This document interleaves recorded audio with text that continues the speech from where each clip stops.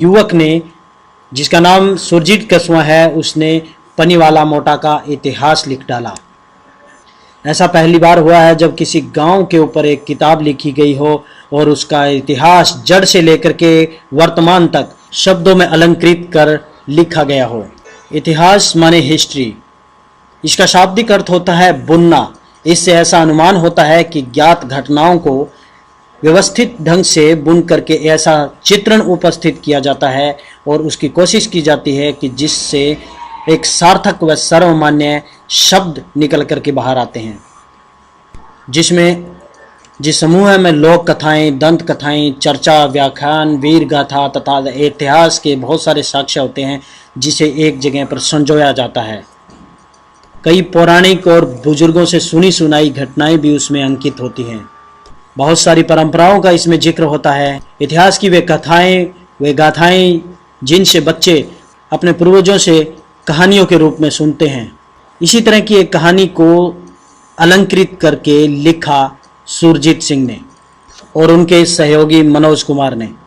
साथ ही साथ प्राचीन पनीवाला मोटा के इतिहास के साथ साथ जो प्राचीन तस्वीरें थी वो भी उन्होंने कलेक्ट की और 1990 में इसकी शुरुआत की थी उन्होंने, और 2017 में जा कर के वो पूरा हुआ और 2018 में अभी 15 अगस्त 2018 को इस पुस्तक का विमोचन किया गया।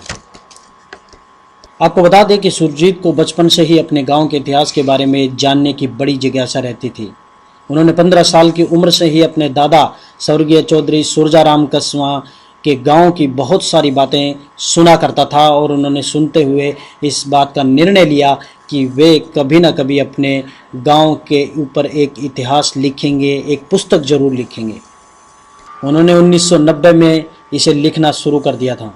उन्होंने 1994 में अपनी निजी डायरी शुरू की और 1996 में उन्होंने बहुत सारी उसके अंदर अच्छी बातें लिखी जो उन्होंने पढ़ी थी।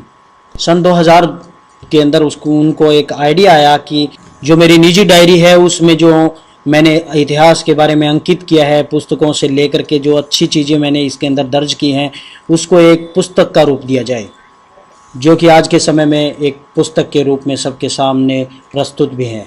उन्होंने लोगों से, बुजुर्गों से, अपने साथियों से भरपूर सहयोग लेकर के कुछ साक्ष्य जुटाए और ईश्वर की कृपा से उन्होंने इसे कलमबंद कर दिया। सबसे बड़ी बात रही कि उन्होंने हजारों साल पुराना, जिस तरह से भाट एक गांव का इतिहास, एक कुल का इतिहास रखते हैं, हरिद्वार के अंदर ये लोग मौजूद होते हैं, पंडित होते हैं। उन्होंने पंडित श्री ज्ञानाराम ब्राह्मण से और उनकी बही से ये सारा रिकॉर्ड निकलवाया। अपने पूर्वजों के बारे में उन्होंने हरिद्वार से पंडित गंगाराम जी की एक बही के अंदर 200 साल पुरानी एक अंग्रेज जॉर्ज थॉमस की एक डायरी थी, उससे ये इतिहास भी उन्होंने लिया, जिससे कस्वां गोत्र के जाटों पर काफ़ी कुछ लिखा हुआ था। लेकिन डायरी पुरानी होने के कारण ख़राब हो चुकी थी और वह अंग्रेजी में लिखी हुई थी। तो उनके हाथ से जो अच्छे अंग्रेजी के जानकार थे उन्होंने उनसे पढ़वाया और थोड़ी बहुत बातें जो बता पाए उनसे वो उन्होंने कुछ आइडियाज़ लिए और उन्हें अंकित कर लिया। दोस्तों, आपको बता दें कि पनीवाला मोटा नाम कैसे पड़ा। राष्ट्रीय राजमार्ग संख्या 9 व जिला मुख्यालय सिरसा से 22 किलोमीटर उत्तर पश्चिम की ओर में स्थित गांव पनीवाला मोटा है, जिसकी भौगोलिक स्थिति 29 डिग्री 7 सेल्सियस पर उत्तर अक्षांश व 74 डिग्री 9 अक्षांश पर पूर्वी देशांतर के मध्य स्थित है। वर्तमान में पनीवाला मोटा जिला सिरसा के अंदर आता है। 2011 की जनगणना के अनुसार में कुल आबादी 8122 है, जिसमें से 4296 पुरुष है और 3826 महिलाएं हैं। दर्शकों, इस गांव की साक्षरता दर जो है वो 63.39% है। वर्तमान में इसकी आबादी लगभग 10,000 से अधिक बताई जा रही है, जिसमें से 5,740 मतदाता हैं। 11,040 इसमें घर मौजूद हैं। वह आसपास में 65 ढाणियाँ बनी हुई है गांव के आसपास जो हैं। गांव के इतिहास के हिसाब से 193 साल पुराना ये इस गांव का इतिहास है। बताया जाता है कि 1825 ईस्वी में इसकी शुरुआत हुई थी। इस गांव में जाटों के अलावा अन्य कई जातियां मौजूद हैं। दोस्तों, इस गांव के अंदर कई सरकारी सुविधाएं भी बनी हुई हैं। गांव वालों ने काफ़ी ज़मीन जो है पंचायत की सरकार को दे रखी है। इसमें से हैफेड का गोदाम, बहुत बड़ा हैफेड का गोदाम भी यहाँ पर मौजूद है। एरिया का सबसे बेहतरीन प्राथमिक अस्पताल भी यहाँ पर मौजूद है। इसी दौरान आपको बता दें कि 1880 का कैलेंडर आज भी मौजूद है यहाँ पर, जिसने जो कि चौधरी दिलीप नंबरदार द्वारा संभाल कर रखा गया है। यहाँ के इतिहास के अनुसार पनीवाला मोटा में 1908 में शिक्षा शुरू हुई। यहाँ पर उस समय कोई स्कूल तो नहीं था, लेकिन श्री राम किशन देशवाली जाट ने यहाँ पर इसकी पढ़ाई की शुरुआत की थी। विद्यार्थियों को वे पढ़ाने लगे थे। 1980 में यहाँ पर स्थापित सरकारी कन्या विद्यालय भी बनाया गया। इसके अलावा कई स्कूल यहाँ पर मौजूद हैं। सरकारी स्कूल जो है वो वरिष्ठ माध्यमिक विद्यालय से लेकर के और दूसरे जो है प्राइमरी विद्यालय भी यहाँ पर मौजूद हैं। आपको बता दें कि गांव के कई लोगों ने पीएचडी भी की हुई है। लगभग 5 लोग यहाँ पर पीएचडी धारक हैं। डॉक्टर कृष्णलाल गुप्ता, डॉक्टर नीलम गुप्ता, डॉक्टर सूरजमल कसवा और डॉक्टर कपिल कसवा, शालू डूडी, ये सब पीएचडी धारक हैं। इस गांव में राजकीय प्राथमिक विद्यालय, राजकीय कन्या उच्च विद्यालय, राजकीय वरिष्ठ माध्यमिक विद्यालय आदि भी मौजूद हैं। यहाँ पर चौधरी दयासुख मेमोरियल ITI कॉलेज भी है, इंजीनियरिंग कॉलेज भी है। आपको बता दें कि इंजीनियरिंग कॉलेज की जब स्थापना हुई तो उस समय गांव वालों ने लगभग पूरे गांव के अंदर से 1 करोड़ रुपए इकट्ठा करके इस कॉलेज को दिया था। पनीवाला मोटा में श्री कृष्ण गौशाला, जो कि बहुत ही सुंदर और मनमोहक दृश्य यहाँ पर मौजूद है। इनका एक शिवपुरी भी है, वो भी बहुत ही खूबसूरत इन्होंने बना रखा है। और पढ़ाई अंग्रेजों ने शुरू करवाई थी 1908 में। पढ़ाई के लिए गांव के अंदर अध्यापक भेजे गए थे और उन्हें सरकारी खजाने से यानी अंग्रेजों ने सैलरी देनी शुरू की थी। 1947 में जब बंटवारा हुआ, उसे ज़्यादातर बुजुर्ग रोला कहते हैं कि रोले का समय था। तो जब रोले का समय आया तो इस गांव के अंदर कई मुसलमानों के घर मौजूद थे, लेकिन इन लोगों ने, गांव वालों ने मदद की उनकी और उन्हें घरों के अंदर ही छुपा के रखा, जिसकी वजह से वो आज भी वहां पर मौजूद हैं।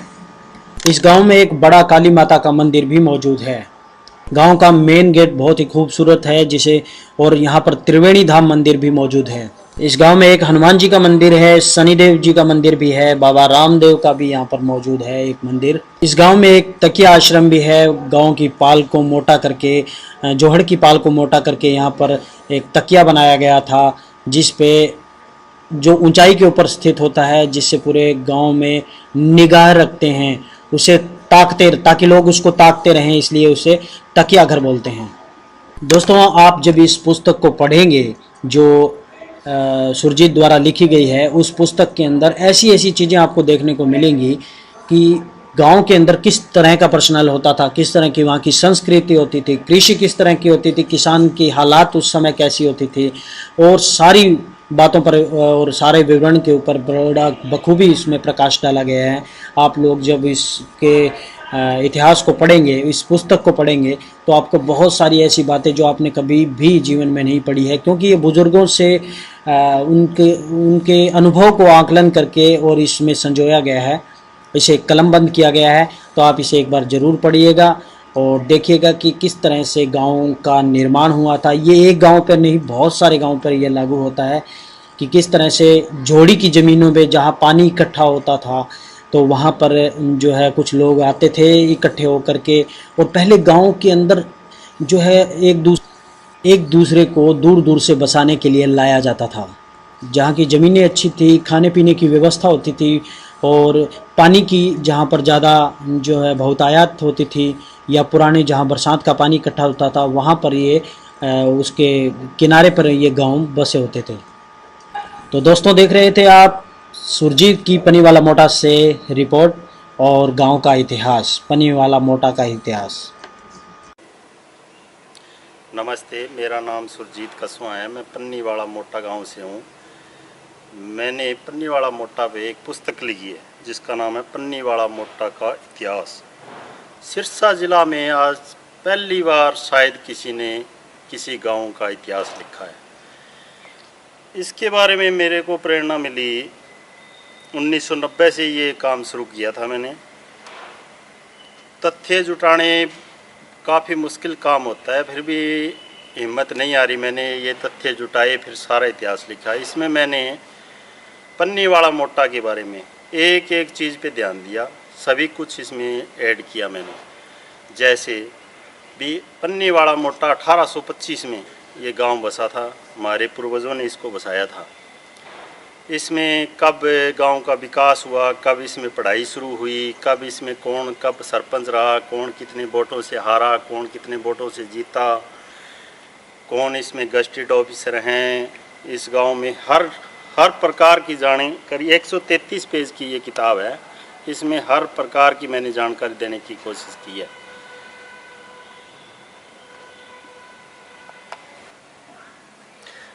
मेरा नाम वेद प्रकाश गुप्ता है। मूल रूप से मैं गांव पन्नीवाड़ा मोटा का रहने वाला हूं और राजकीय नेशनल महाविद्यालय सिरसा से रिटायर्ड एसोसिएट प्रोफेसर हूं। मेरा बचपन गांव में बीता है। गांव में हमने जो कुछ देखा उससे लेकर के आज तक बड़ा परिवर्तन आया है। पहले गांव पिछड़ा हुआ था, लेकिन आज उसमें आमूलचूल परिवर्तन हुआ है और गांव प्रगति पथ पर अग्रसर है। अब सुरजीत सिंह कसवा जिसने गांव का इतिहास लिखा है, एक पुस्तक लिखी है, काफ़ी समय तक वो प्रयासरत रहे हैं और इस प्रकार के तथ्य उसमें दिए गए हैं जिनका किसी को भी मालूम नहीं था, पता नहीं था। और सुरजीत सिंह कसवा ने, इनके साथ ये मनोज कसवा भी थे, इन्होंने जगह जगह घूम करके साक्ष्य जुटाए और उनको गांव के मतलब इतिहास में शामिल किया।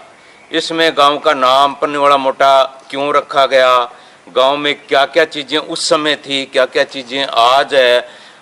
विशेष करके गांव के अंदर जाट गोत्र के लोग ही अधिक हैं, अन्य जातियां हैं लेकिन बहुत कम संख्या में। सुरजीत सिंह कसवा ने जाटों के 2 गोत्र जिनमें कसवा और डुड्डी प्रमुख है, उनको आधार बना करके ये पुस्तक लिखी। उनकी वंशावली दी गई और ये वंशावली हरिद्वार से जा करके जो बई बाट होते हैं उनसे इन्होंने संकलित की। जब मैं गांव में पढ़ता था उस समय प्राइमरी स्कूल था, आज इंजीनियरिंग कॉलेज तक गांव के अंदर स्थापित है। इन्होंने सारे स्कूलों का कौन कौन किस किस प्रकार से, मतलब पहले स्कूल कब खुला, उसके बाद मिडिल स्कूल कब बना, हाई स्कूल कब बना और इसके बाद इंजीनियरिंग कॉलेज कब बना तक का पूरा विवरण दिया है। और ये किताब देखने पर गांव के जो मतलब पुराने मतलब दृश्य थे वो याद आ गए। इस किताब को सटीक बनाने के लिए और साक्ष्यपरक बनाने के लिए एक उदाहरण मैं बताना चाहूँगा कि गांव के अंदर एक पुराना कुआं है। उस कुएं के बारे में सुरजीत सिंह कसवा लिख रहे थे, लेकिन इनको पता नहीं था कि ये कुआं किस तिथि को, किस सन को बना। इन्होंने हिम्मत जुटा करके, वो कुआं बिल्कुल अंधा कुआं है, उसमें अब मतलब पानी वगैरह नहीं है या वो प्रयुक्त नहीं हो रहा कुआं, एक रस्सी के सहारे ये 15-20 फुट नीचे उतरे और जा करके वहाँ इन्होंने उस पर लिखी हुई निर्माण की जो तिथि लिखी हुई थी वो पढ़ी और उसको इस किताब के अंदर लिखा। तो इसी प्रकार से अन्य जो तथ्य दिए गए हैं वो भी इन्होंने साक्ष्यों के आधार पर दिए हैं। जहाँ कहीं भी, क्योंकि कोई भी इतिहास होता है वो कोरा इतिहास नहीं होता, उसमें कल्पना का पुट भी देना पड़ता है। लेकिन जहाँ कहीं इन्होंने सुनी सुनाई बात कही है, इसमें उल्लेख भी किया है कि ये बात मैंने अमुक आदमी से सुनी या यहाँ से मुझे जानकारी मिली। तो जहाँ साक्ष्य दिए गए हैं वहाँ बात प्रामाणिक है और जहाँ अनुमान पर आधारित है वहाँ उसका उल्लेख भी किया गया है। अब ये जो किताब लिखी गई, वर्तमान पीढ़ी है अपना पुराना इतिहास नहीं जानती गांव का, जो आने वाली पीढ़ी है वो बिल्कुल ही नहीं जानेगी। लेकिन इस किताब के रूप में गांव का जो इतिहास था वो सुरक्षित हो गया और जो आज के विद्यार्थी हैं वो भी इसको पढ़ करके लाभान्वित होंगे, अपने पूर्वजों के बारे में जानकारी प्राप्त करेंगे।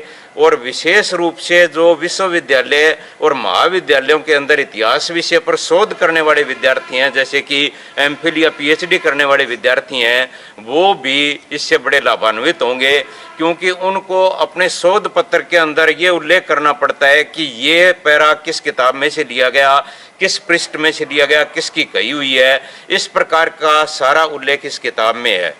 तो मैं सोचता हूँ कि ये मतलब पन्नीवाड़ा मोटा का जो इतिहास है ये बहुत ही लाभप्रद एक पुस्तक है।